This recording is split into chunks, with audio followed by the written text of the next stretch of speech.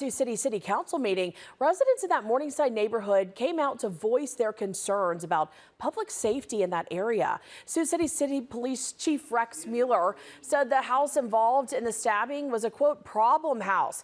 The chief of police said the department has had more than 30 service calls to that house since 2023 for various disturbances.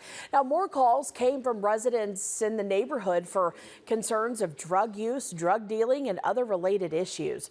Residents at the city council meeting today said the house and its homeowner remain a prevalent concern due to the home being located 5 blocks from an elementary school and a middle school.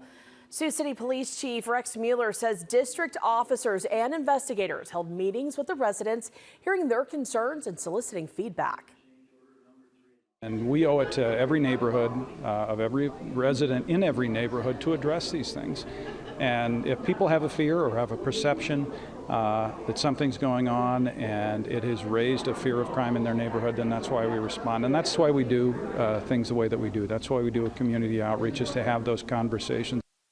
Residents of the Morningside neighborhood who were in attendance commended the officers for their efforts in the aftermath of this stabbing.